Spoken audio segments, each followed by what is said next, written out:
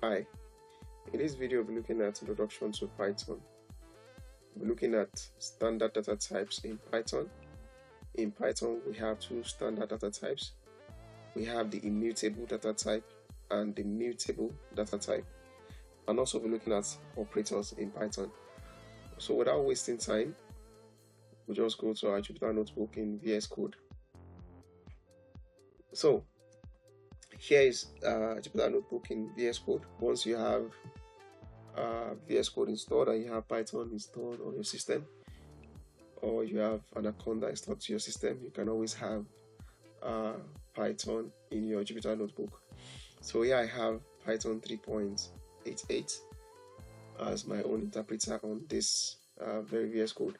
So the first thing we're looking at is how do you pass comments, because when you're writing programs, it's always important that you pass comments at one point or the other, because comment makes programs readable. So there are two ways by which you can pass comments into your program. The first is by using this hash symbol here just before your statement. So here I have a comment. Why it's a comment is because I'm typing that line directly after my hash symbol, and I'm saying this is an introductory Python class. So Python sees this as a comment because of this hash symbol here. Also, I have another line here with this hash symbol again saying Python is cool. So if I run this two lines, nothing will be printed, because when you're using Jupyter notebook in Python, you can always write on the line and the output is printed directly after that line. So running this line even again, you can see this has changed from 18 to 19. If I run it again, it will go back to 20. So, and that took just 0.7 seconds to run. So nothing is printed and no error is equally printed, because Python sees these two lines as a comment. So that is why it is printing nothing as output and also no error, because of this hash symbol that is on the left of the statement I'm putting here. Equally for Python is cool, I already have this symbol here. If I remove this symbol, now I can immediately see here that I have this notifications already that okay, unexpected indentation pylons already, because it's telling me that Python is not defined and also cool is not defined. That is why you have these red lines underneath, and you can see that this is having a different color of blue. Why that is the case is because is in Python is a keyword, so that is why it's not coming out with the red underline in its own case, because it's a keyword. But these two are not keywords, and that is why Python is wondering why they are there, because they are not defined. If I run this line, it's going to come up with an error. Now you can see that the error is there now, saying name error, and it's pointing me to line 2.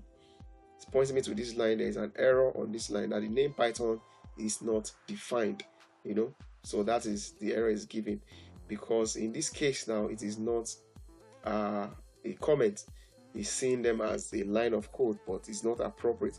So if I return the hash symbol there, now we can see that immediately the whole color has changed, and also there's no underline anymore. And if I run it now, you can see that there's no error there. So if you want to put in comments line by line, so you can use the hash symbol to precede every line that you want to write. However, there's another way by which you can put all your lines without having to use a preceding hash symbol before each of the lines, and the Python will still see them as a comment. Now that other method is by you using the quotation mark symbol. So in this case, I want to write multiple lines of comments, and you don't want to use the hash symbol in this case, but you have multiple lines of comments. So in that case, you'll be using the quotation symbol. Now that will be a single quotation symbol.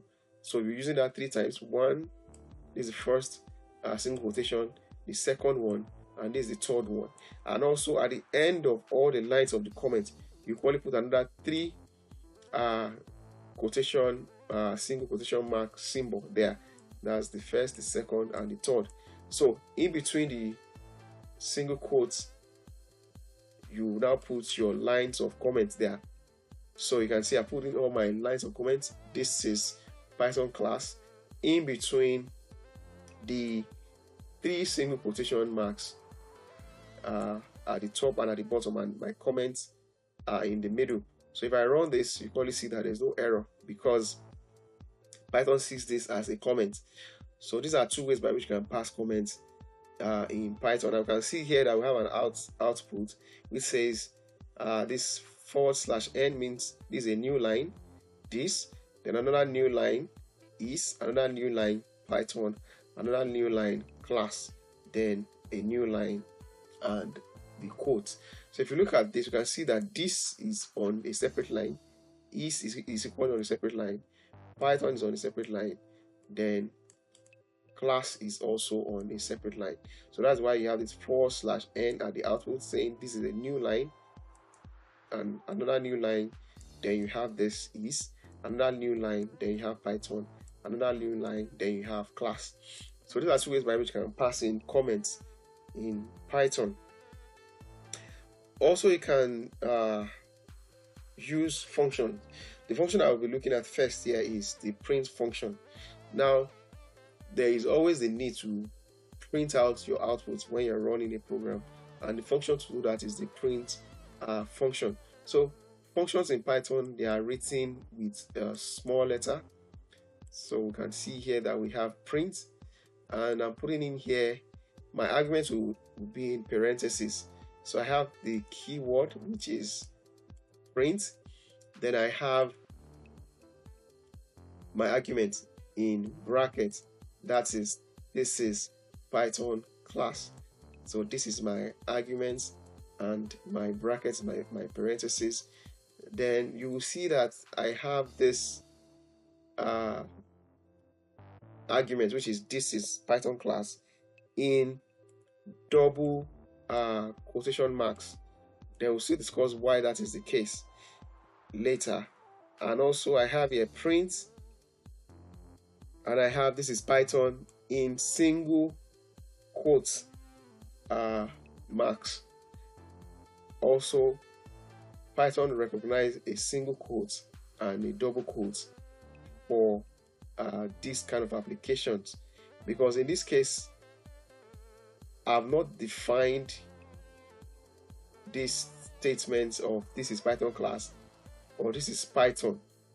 I've not defined them as a variable to any identifier, so I have to pass them in as a string, which is just a series of text in this case.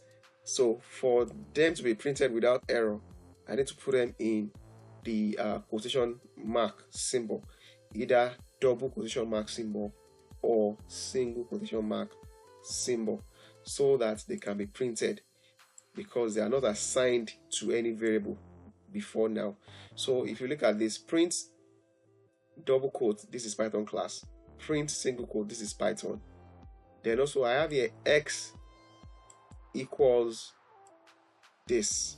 Now in programming, also in Python, this symbol of equals that we have in mathematics does not mean that what you have on the left is equal to what you have on the right hand side of the equality sign. What we are just saying in programming by using this symbol of equal is that what we have on the left, which is in this case an identifier in Python, would be storing the variable to the right. So what we're saying is that we are storing this variable in this identifier x. So I'm saying x is storing the value of this variable, sorry about that, this variable is output, is storing that variable value. And you can see here that I also have this is output, or sorry, is his input in a double quote, because this is equally a string this is his output, is a string, is a series of characters.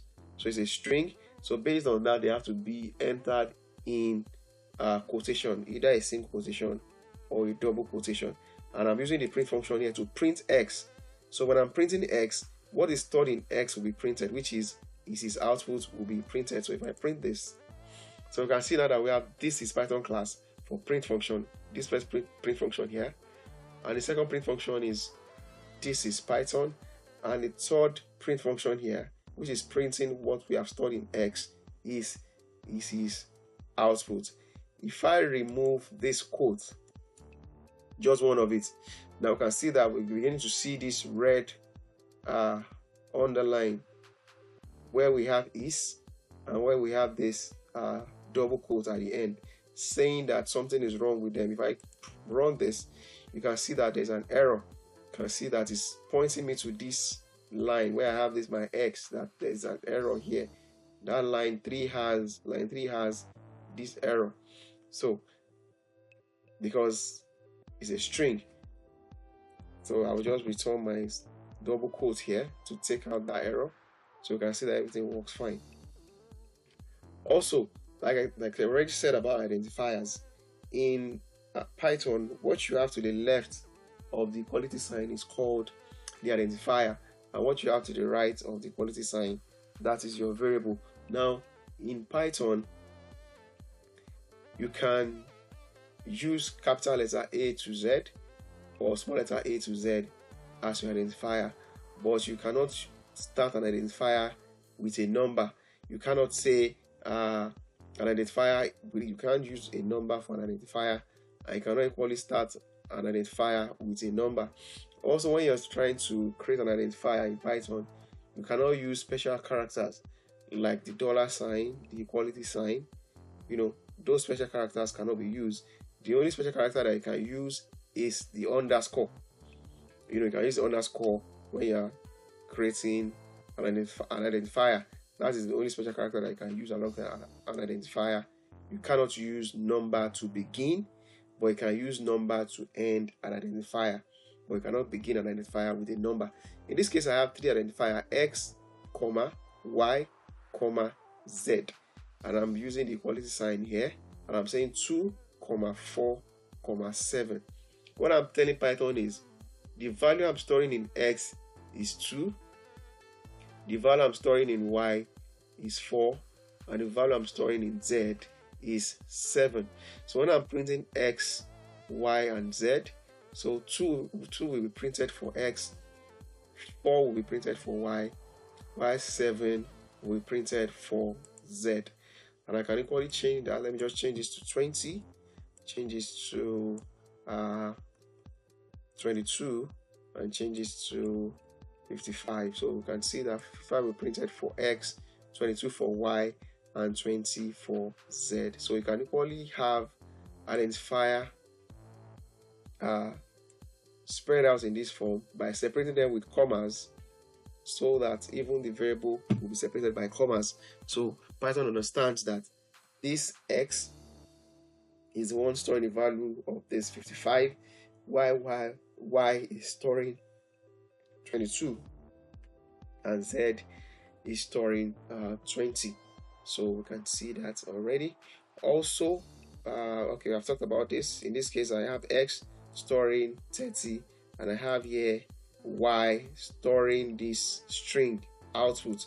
It's a string output, is a string here because it's inside this quote, and because output is a sequence of characters, so it's a string.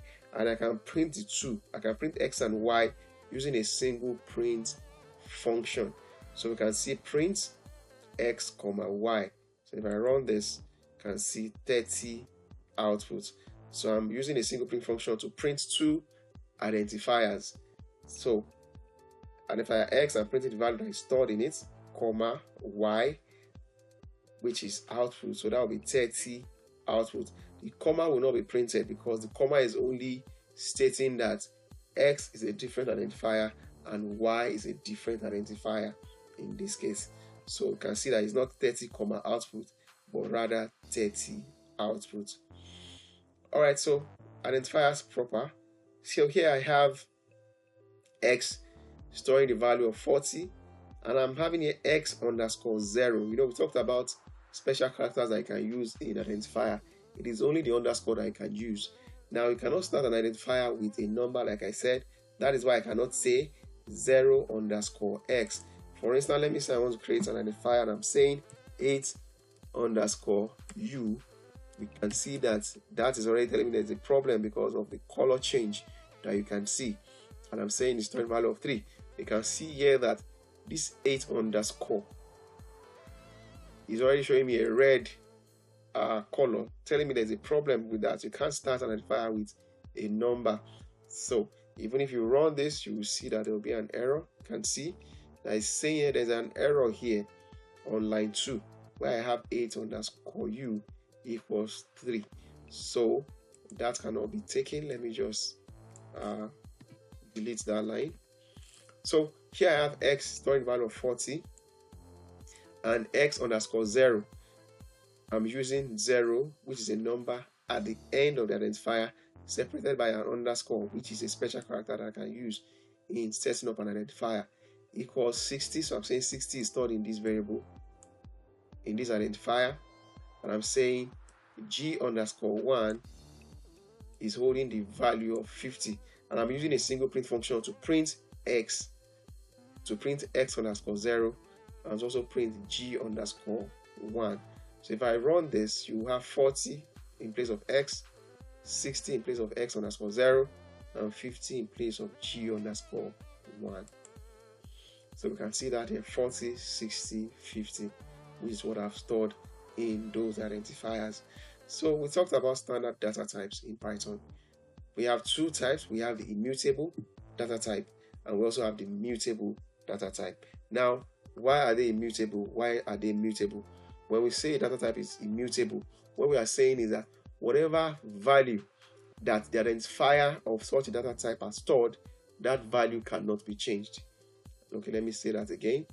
If you specify a data type or a data entry in Python as immutable, you're saying that the value that the identifier of such data type has stored cannot be changed, while that of mutable is that the value that you have stored in such an identifier in such instance can be changed later. So immutable data type, we have three of them. We have the numeric data type to start with. Under the numeric, you can have numbers, you can have integers, you can have floats like this, and you can equally have complex number. So if you look at this case, for the numeric data type under the immutable data type, x is having a value of 10, which is an integer. There is no decimal place there. Y is having the value of 2.445. This is a float because of the decimal place. And also z is having the value of 4 plus 2j. This is a complex number in this case. So what we're saying is that all this value of 10, 2.445, 4.2j that is assigned to this variable z, y, x cannot be changed in the course of the program. Unless, of course, I come back to where I've assigned them and change them. But I can't change them outside this point where I assigned them. So here I'm using a single print function to print x, to print y, and to print z. And here I'm only printing x, I'm only printing y, and I'm printing the type of y in this case. So let me explain this. Here I have print. In my print function, I have another function type, and the parentheses of the type function, I'm putting in my identifier y in there. So what I'm saying here is that I want to know the data type of identifier y, the data type of the variable that I've stored in the identifier y. I want to know the type of that data. So that is what this is to print for me what kind of data is 2.445, which is a float in this case. So this line will print me a float, this line will print me what I've stored in Y, this line will print what I've stored in X, while this line will print for me what I've stored in X, Y, and Z. And here again, I'm creating another complex number, which is 2 minus 1j. So, and here I'm printing Z minus U in my print function. So Z is a complex number, U is a complex number. So that will be 4 minus 2, 2 minus 1 will be the output here. And I'm printing here the type of Z. So I have my print function. In my print function, I equally have my type, which is another function. And in the parentheses of my type function, I have Z, the identifier Z there. So I'm saying print for me the type of the variable that is stored in identifier Z. So if I run this now we can see I have 2.445, 10, and I have 4 plus 2j, which is X, Y, and Z. And here I'm printing X again, I'm printing Z, Y again here. And you can see that the class of Y is float, because Y is 2.445 is a float. And here the output of Z minus U, which is 4 minus 2, 2 minus 1, that will be 2 plus 1, that will be 3j. That's why we have 2 plus 3j here. And the class of this identifier Z, the type of class that it is the complex class. So if I change here from Y to X, that will be an integer in this case, because X is storing just 10. You can see that is int, that is an integer. So while the 4 plus 2j is a complex number. So that is for numeric data type. Under the immutable, we equally have the string. Like I said, string are sequence of characters. So string does not necessarily mean it has to be a sentence that makes sense in any language, for instance in English. So any sequence of character is taken as a string in Python. So in this case, I have 3 identifier X, K, and T. And in X, I'm storing the value welcome to Nigeria with 1 quotation mark. And in K, I'm storing the string welcome to Nigeria in double quotation mark. While in T, I'm just storing this sequence of character FFFFF in it. Is equally a string, because a string is just a sequence of character. It doesn't necessarily mean that it has to make sense in English, but it's just a sequence of character. That's what a string is. And you have to pass a string with a quotation mark, either single or double. But you have to be consistent though. It's not that you use double at the beginning and you use single at the end. It will take it. It has to be uniform. If you are using single on both ends, use single on both ends. If you are using double on both ends, you use double on both ends. So in this case, I'm printing X, I'm printing K, and I'm printing the type of T, just to show us that this is a string, because it's a sequence of character.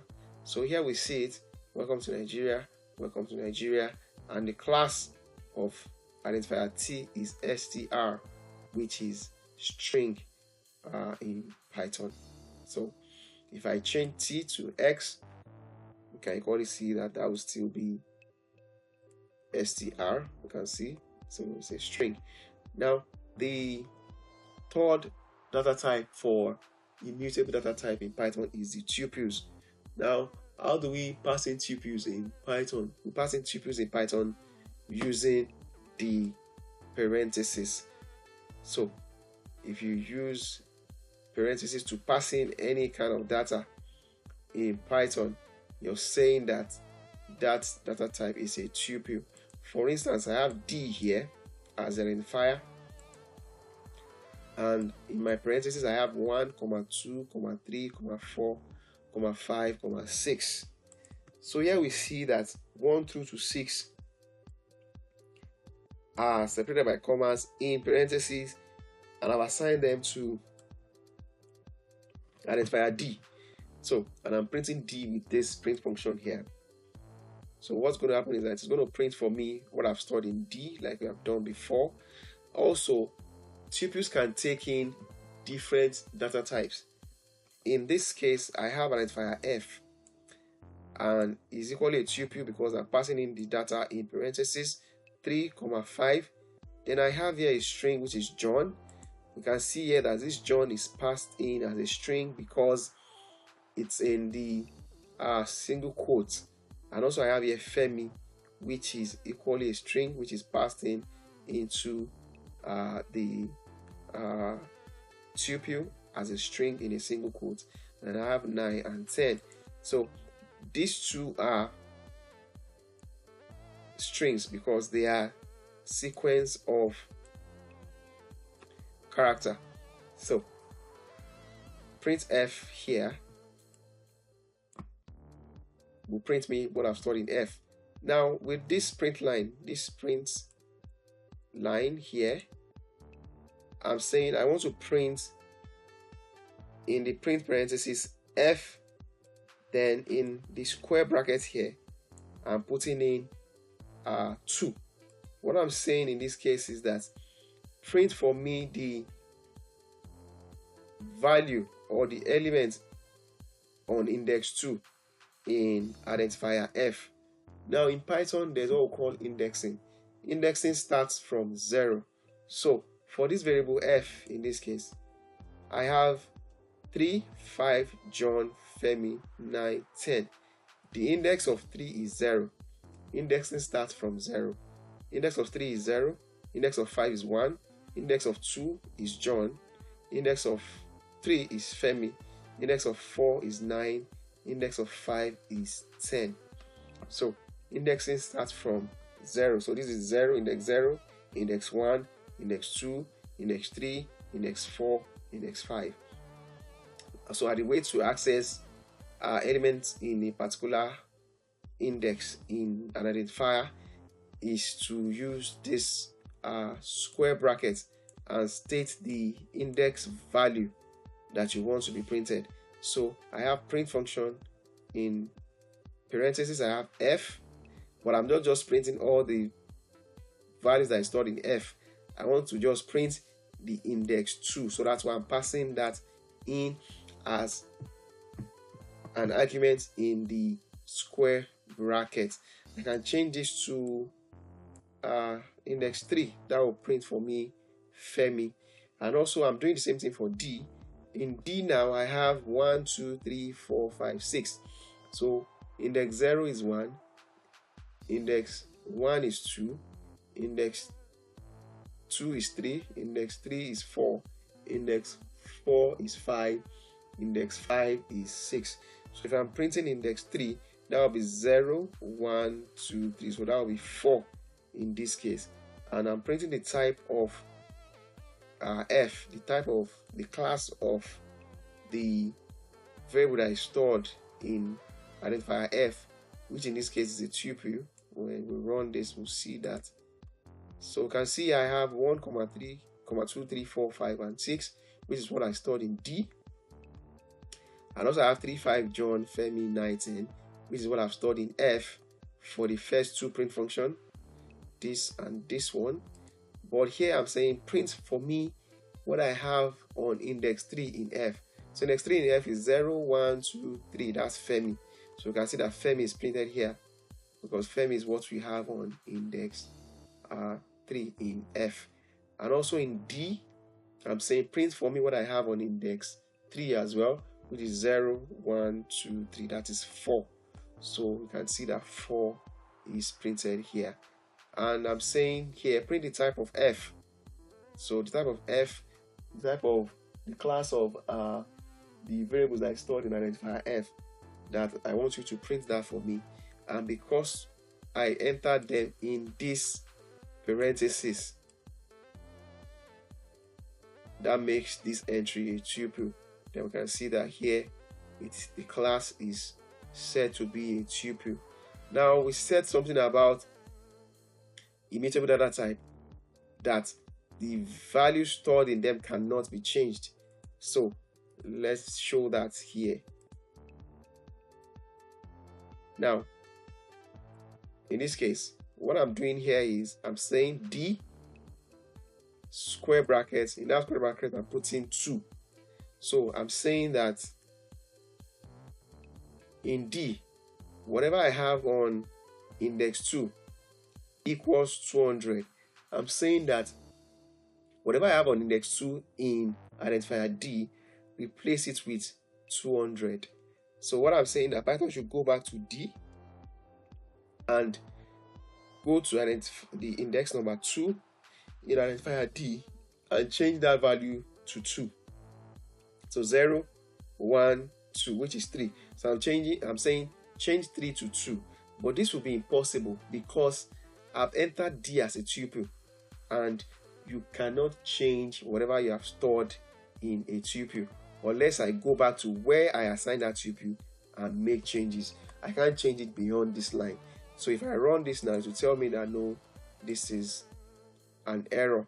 You can see it's pointing me to this instance that no, you cannot do this because tuple object does not support item assignment. I cannot reassign any item into a tuple, into an existing tuple. So it's impossible. You cannot change it. I can't just say go to a particular index in a tuple and change the value there. It's not possible. So that's why it's coming out with that error. The same thing if I try it for F, it will do the same thing because F equally has been entered as a tuple.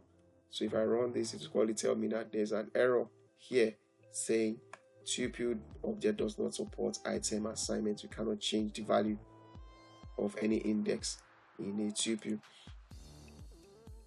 So that would be impossible because they are immutable data type. Tuple is an immutable data type. So that's why that will not be possible.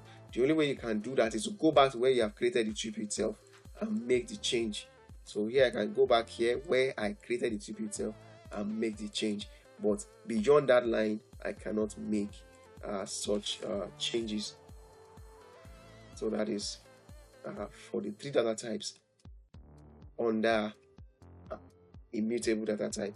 So for the mutable, we said that you can change whatever value in such a data type. You can make changes to them beyond where they are created.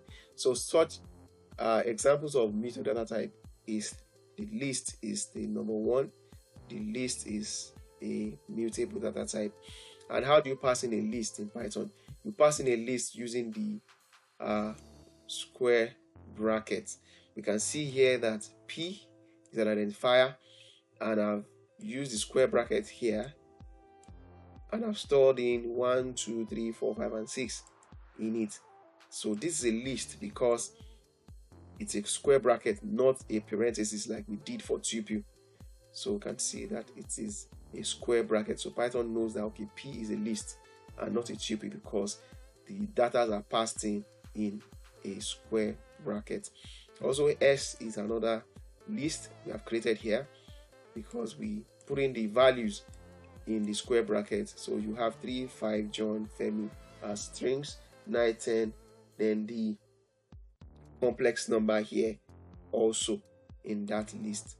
So print P, print S will print what I've stored in them. So in this case, I can change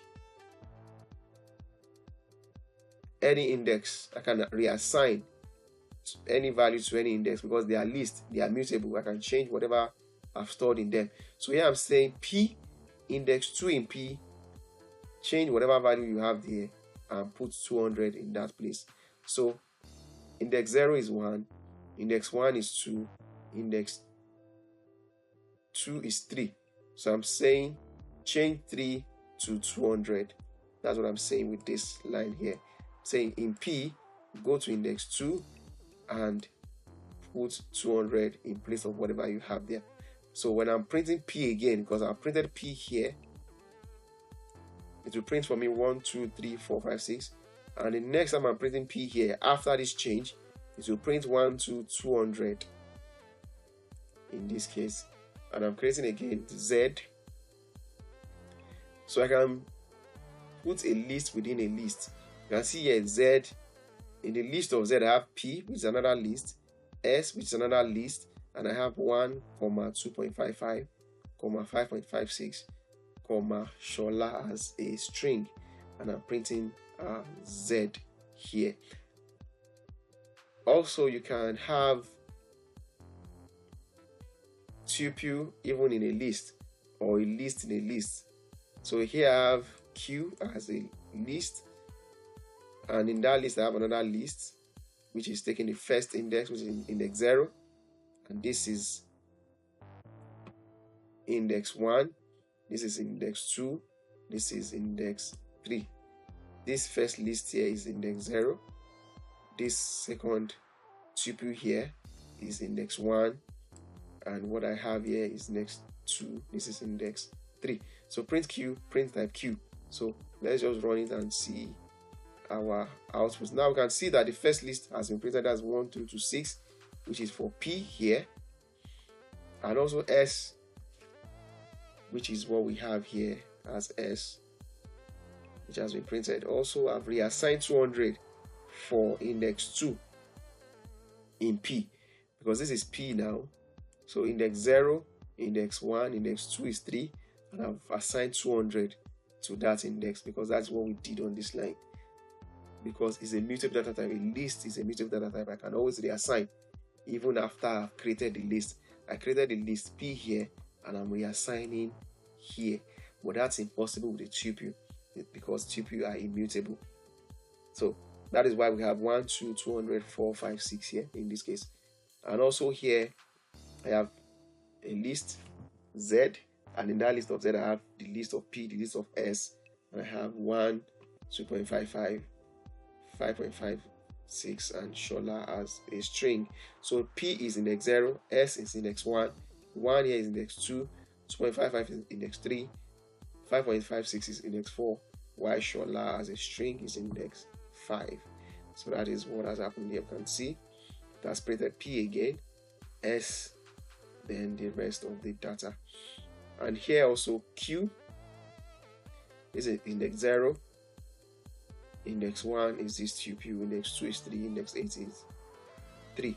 So you can see that is what is printed here. And the type of Q is a list because the entry is in this square bracket, so that makes Q a list. So the next data type under mutable is a dictionary.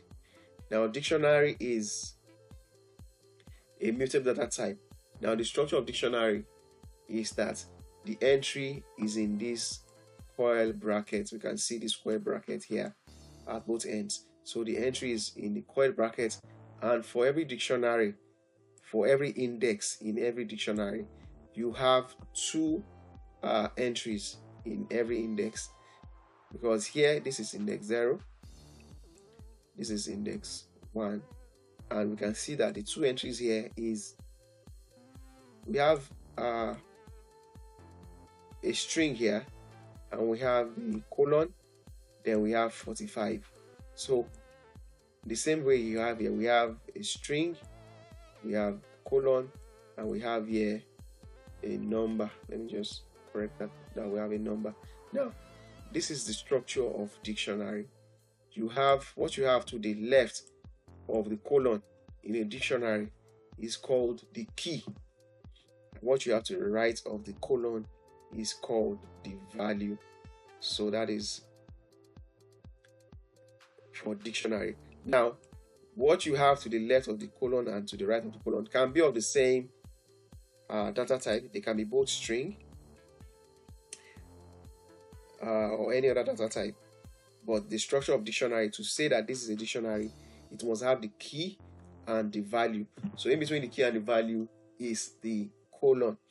So here I have a dictionary H, and in that H I have 2 index 0 and index 1.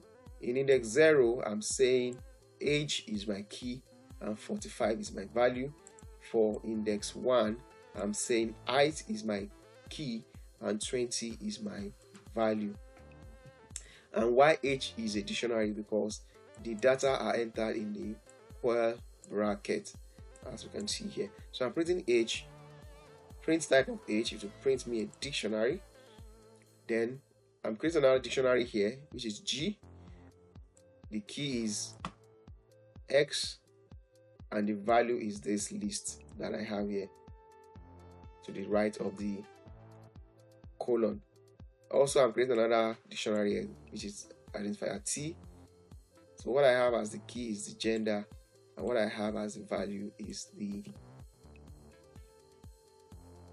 female in this case. So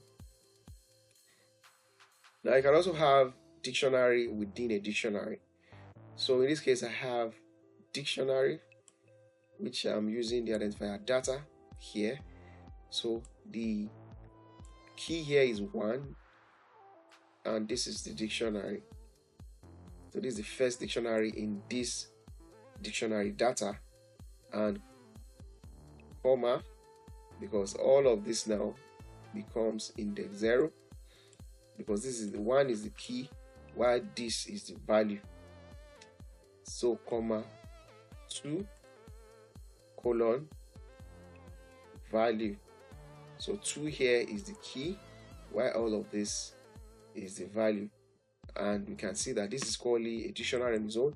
And within that dictionary, I have all my dictionaries: name, age, 22, sex, female in this case, and also in this case, sex is male, age is 27, name is John. That is, John is the value of the key name.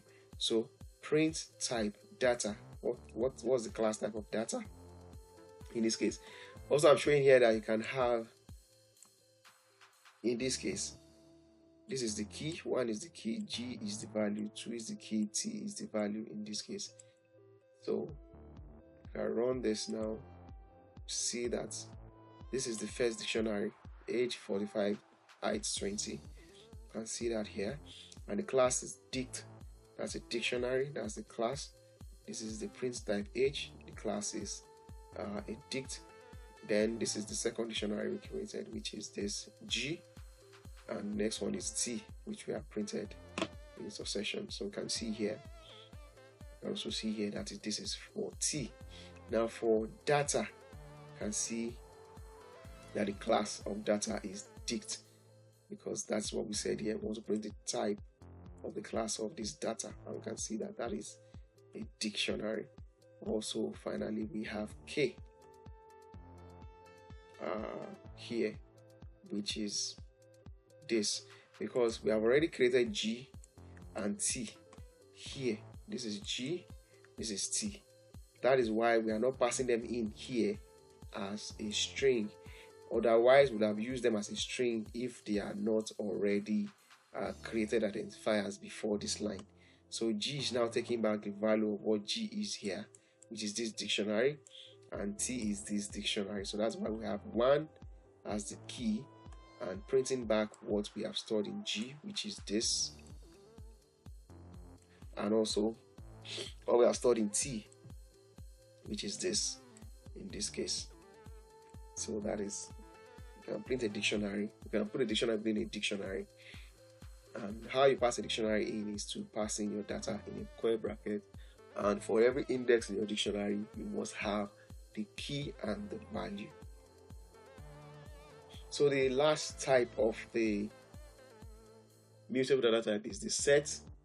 Now the set also is entered in square brackets like the dictionary. However, you don't have key and value instance in a set, you just have your data in a set. Now the good thing about a set is if your data has multiple values of same magnitude.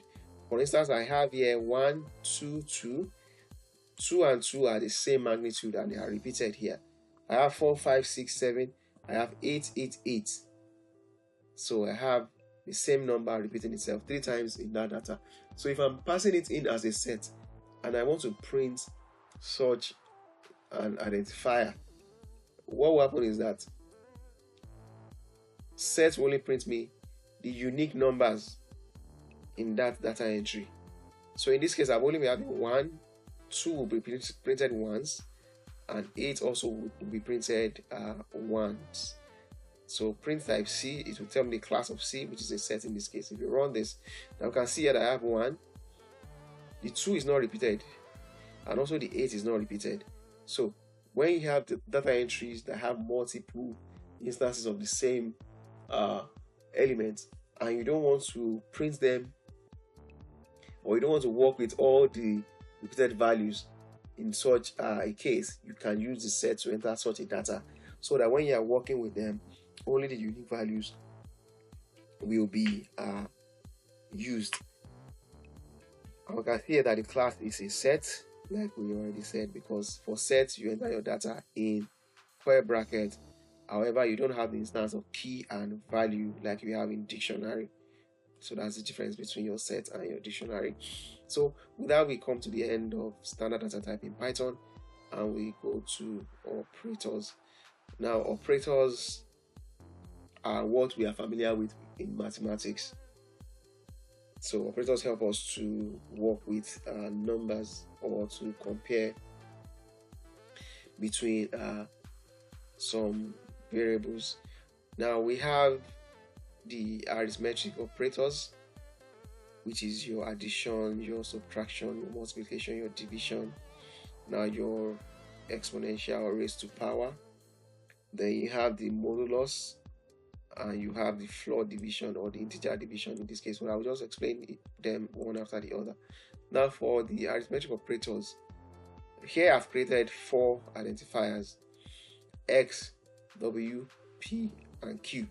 So x is having 30, w is having 60, he has his own value, and I'm assigning 10 to p, and I'm assigning 8 to q. So here I'm using my arithmetic operators from this line. So I'm saying my j is having the value of the addition of x and p. So x is 30 and p is 10, so that will be 40. And u is having the value of p minus w. So p is 10 and w is 60, so that will be minus 50. So I'm saying my I is x multiplied by 2. So the asterisk here is multiplication in Python. So I'm saying x, which is 30, times 2, that will be 60. Now z is w divided by 3. W divided by 3. So what you have on the left of the division is divided by what you have on the right of the division. So x is 3 divided by 3, that will give you 10. So t equals p double asterisk 2. So that is p raised to power 2. So p is 10. So 10 squared will be 100. So that will be the output of that. Now e equals x percentage sign p. Now percentage sign in Python or other programming language is what we call the modulus.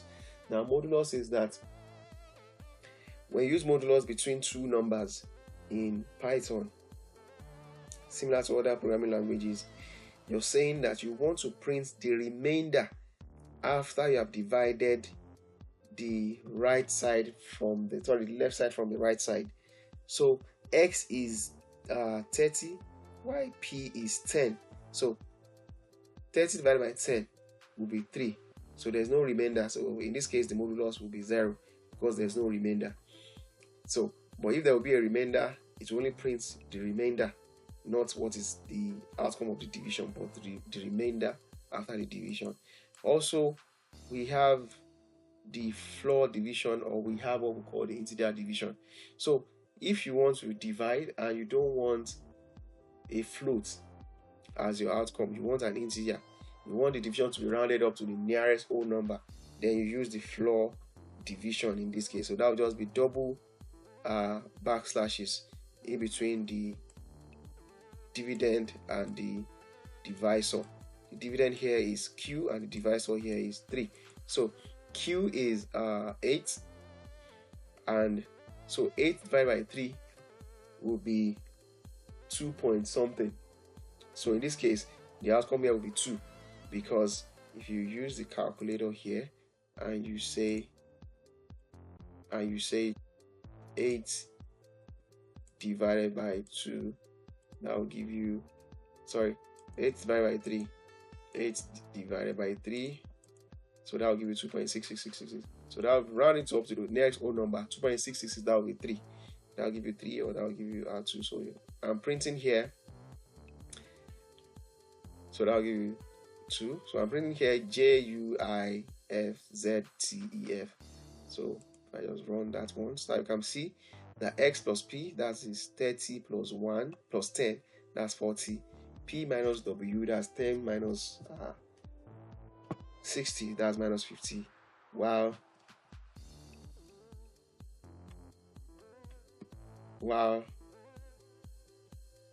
X times 2 is 60, that is 30 times 2 is 60.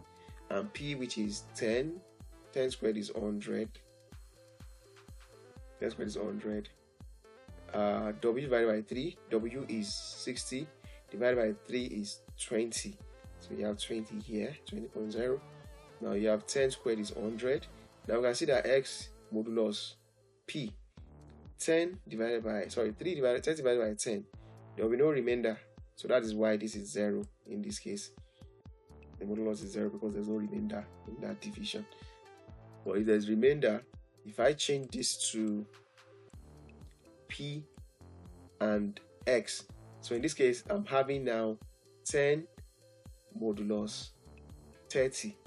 So you can see, but we cannot divide 10 with 30. So it's going to return 10 as the remainder if I run this, because you can see that the remainder in this case is 10, because 10 cannot be divided with 30. So the remainder will still be 10. So that's why 10 is being returned. Now you can see here, this is the floor division. Q is 8 and I'm dividing by 3. So that'll be 2 point something. So it's going to just put the whole number as the integer value. So that'll be 2 in this case. So that is for arithmetic operators. Then we have the assignment operator. Now we have talked about assignment operator already. Assignment operator is just your equal sign. So what you're saying is you're assigning whatever you have on the right to what you have to the identifier on the left. So here I'm saying J equals V.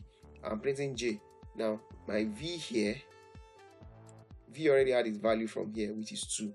So I'm saying J is having the value of 2, and I'm printing J. You can see here that the value of J is 2 here. So that is what has happened. Now we have the comparison operator. In some cases, you might need to compare, particularly when you're working with loops, you might need to compare 2 identifiers together. Now here I've created 3 identifiers. I created the W, the X, the P. So X30, W60, P10. So here I'm saying R equals X equal W. Now when you have 2 equal signs in Python, you're actually saying that X is equal to W. So what I'm trying to check here is saying R equals is X, the value stored in X, is it equal? Is it the same as what is stored in W? In this case, it will be a false, because X is 30 while W is 60. So 30 is not equal to 60. So R will be false because X and W are not equal, to be false. So when I print that, that will be false. Now here I'm saying R again equals X greater than or equal to W, greater than or equal to W. X is 30. It's not greater than W because W is 60. It's not greater than 60 and it's not equal to 60. So this equality will be false in this case. And here I'm saying R equals X less than or equal to W.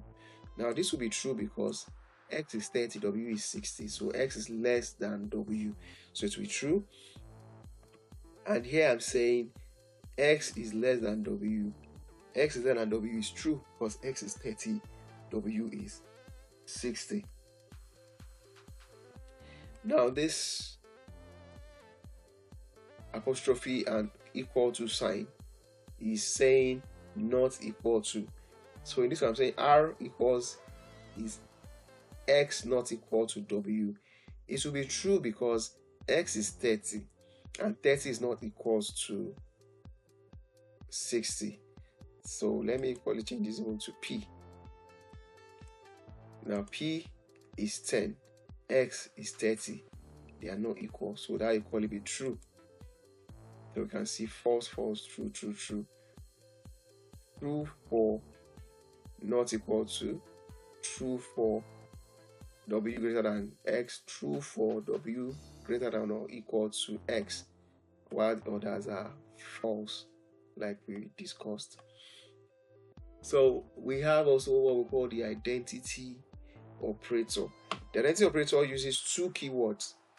The is and the is not are the two keywords in identity operator. So in this case, you want to know, in place of using the equal to or not equal to, you can equally use the identity operator. So I have four identifiers here: X, W, P, and 0.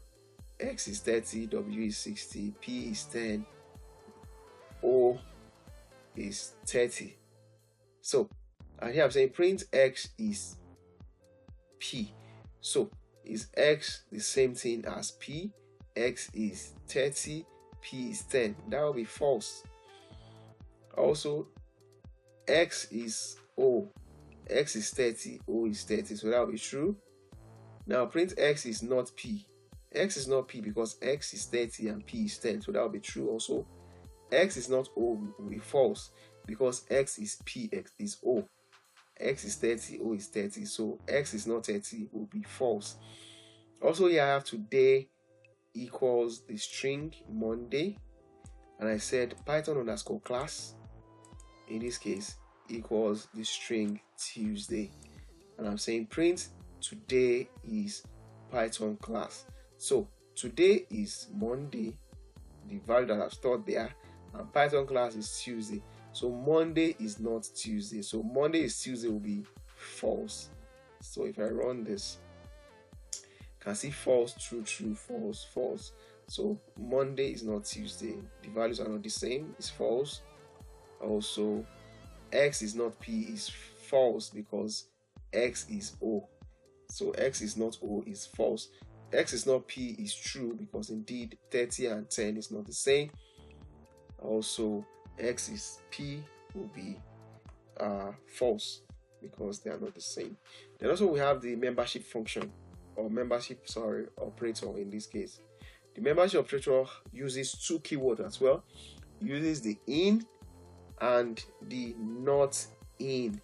So not in and in are the two keywords that the membership function uses, and is used to check if a particular element exists or does not exist within a data entry. So I created here an identifier age and I pass in the data as a tuple. So I have 1, 2, 1, 3, 5, 6, 20, and here I'm saying print 30 in age. 30 is not in age, that is false. Print 3 in age. 3 is in age, that will be true. And I've created here another identifier A as a list where I've passed in 3, 7, 9, 20, and 55. And I'm saying print 40 in A. 40 is not in A, so that is false. So print 40 not in A. 40 is not in A, that is true. Also, I've created a dictionary here with W as an identifier, age 45 key and value, height 20 key and value.